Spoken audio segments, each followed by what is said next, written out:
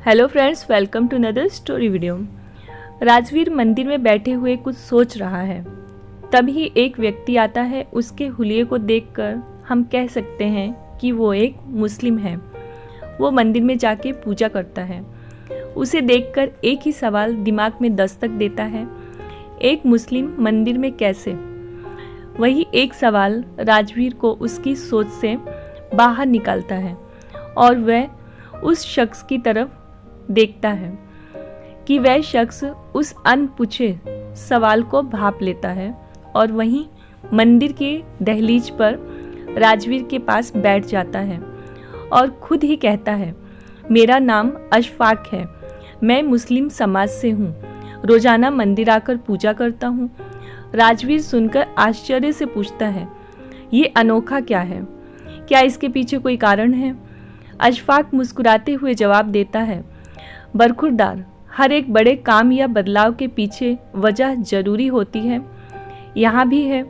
हमारी बीवी हिंदू थी, उन्होंने हमारे धर्म को दिल से अपनाया। यही एक उम्मीद उनकी आंखों में हमारे लिए भी थी, पर हम जानकर भी अनजान बने रहे, क्योंकि ये हमारी शान के खिलाफ जो था। वो जीवन भर हमारे खातिर अपने भगवान से दूर रही और एक दिन वो हमसे दूर अपने भगवान के पास चली गई। उन्होंने हमें एक खत लिखा था जो उनके इंतकाल के बाद हमें मिला। उसमें लिखा था उन्हें अपने ईश्वर से बहुत प्रेम था। वो हमसे छिपकर यहाँ इस मंदिर में आया करती थी। हमें बुरा न लगे इसलिए कभी बोल नहीं पाई, पर धोखा नहीं देना चाहती थी, इसलिए खत लिख दिया। उन्होंने हमारे प्यार के लिए मरते मरते ये सोच कह गई। तब हमें प्यार की कीमत समझ आई, इसलिए उनके जाने के बाद ही सही, पर हमने उनकी वो एक इच्छा पूरी की। अशफाक की बात खत्म हो जाती दोनों कुछ देर बैठ जाते हैं। अशफाक की बातों से राजवीर के चेहरे पर बेचैनी सी है, जिसे देखकर अशफाक राजवीर से पूछता है, जनाब आप कुछ परेशान से लग रहे हो। राजवीर कुछ असहज हो जाता है और कहता है, नहीं ऐसा कुछ नहीं। अशफाक कहता है, बरखुरदार, आपकी बेचैनी देख कह सकता हूँ आप किसी सच से भाग रहे हो। राजवीर तेजी से वहां से उठकर जाने लगता है, जैसे ही अशफाक ने उसकी कोई चोरी पकड़ ली हो। अशफाक उसे रोकता है, पर राजवीर तेजी से वहां से निकलकर अपनी कार में बैठकर चला जाता है। राजवीर के दिमाग में अशफाक की सारी बातें घूमने लगती हैं। राजवीर को रात भर नींद नहीं आती। सुबह होते ही वह फिर उसी मंदिर में जाकर बैठ जाता है। फिर से उसकी मुलाकात अशफाक से होती है। अशफाक राजवीर के पास आकर बैठ जाता है। अशफाक समझ रहा है कि राजवीर उससे कुछ कहना चाहता है, पर अशफाक चाहता है कि राजवीर खुद अपने अभिमान को तोड़कर सच को उसके सामने रखे, जिससे वो भाग रहा है, पर राजवीर नहीं चाहता। अशफाक उससे आगे से सवाल करे, पर राजवीर कुछ नहीं बोल पाता। 2-3 दिन तक यही सिलसिला चलता है। आखिरकार एक दिन राजवीर खामोशी तोड़कर बोलता है, असल में मेरी नौकरी में दिक्कत है, बस इसलिए परेशान हूँ। अशफाक जोर जोर से हंसने लगता है, बरखुरदार, इतने दिनों बाद अपनी खामोशी तोड़ी भी तो झूठ बोलने के लिए। मियाँ, हमारे बाल धूप में सफ़ेद नहीं हुए हैं। आपका चेहरा साफ कह रहा है कि आप खुद से खफा हैं। खुद की गलती मानने की हिम्मत नहीं है आप में। आप इस पुरुष प्रधान समाज के वही पुरुष हैं जो अपने मन रूपी अकड़ में इतने जकड़ गए हैं, सच को स्वीकार नहीं कर पाते। अशफाक राजवीर को उसके ही असली रूप से पहचान करवाता है।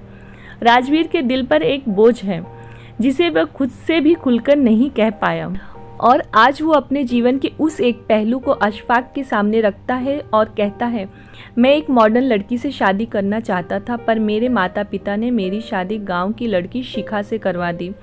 मैं उससे ठीक से बात तक नहीं करता था।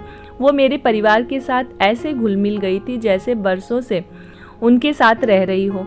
मुझे ये भी पसंद नहीं आ रहा था, फिर भी वो मेरी हर ज़रूरत को बिना मेरे कहे पूरा कर देती थी।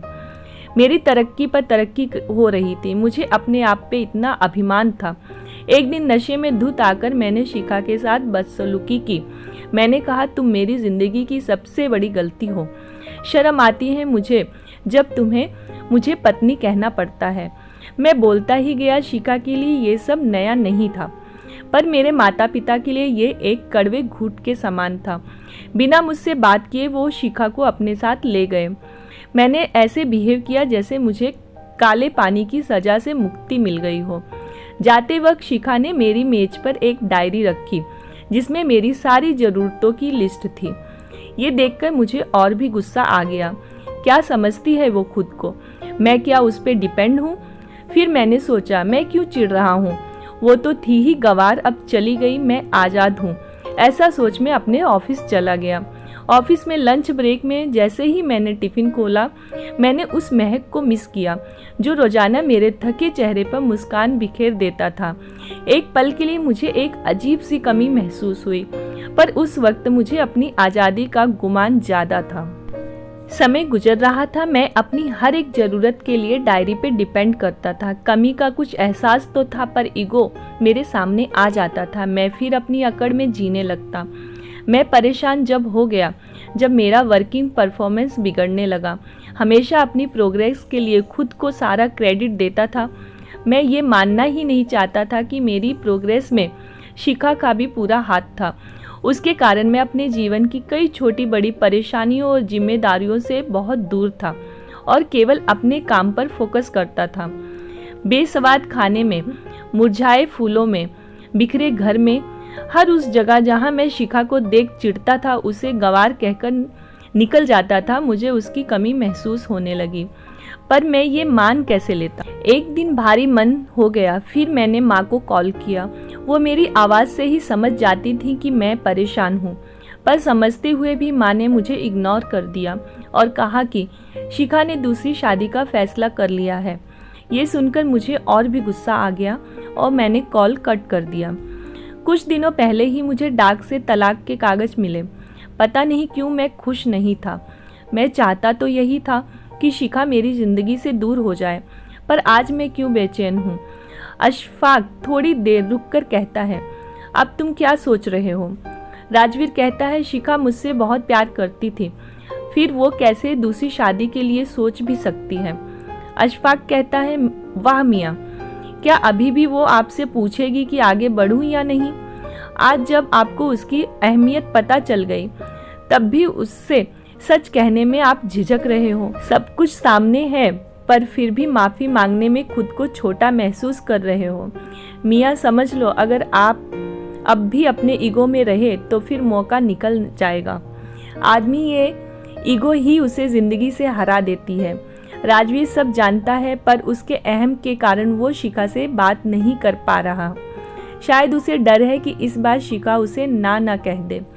अशफाक राजवीर को झंझोड़ कर कहता है, जब मैं अशफाक होकर मरी हुई बीवी की खातिर मंदिर जा सकता हूँ, तो क्या तुम एक सच स्वीकार नहीं कर सकते? राजवीर को अशफाक की बात दिल पर लग गई। वो कॉल तो नहीं, पर शिखा को एक मैसेज करता है। मैसेज डिलीवर होते ही उधर से कॉल आ जाता है। दोनों के बीच लंबी बात होती है और ये एक लंबा कॉल दोनों को आपस में मिला देता है। एक टेक्स्ट के बाद शिखा एक पल नहीं रुकती और कॉल कर देती है। ये एक औरत का दिल है। वो जिससे प्यार करती है उसे कभी नहीं झुकाती, और वही एक आदमी है, हर उस औरत को झुकाता है जिसे वह प्यार करता है।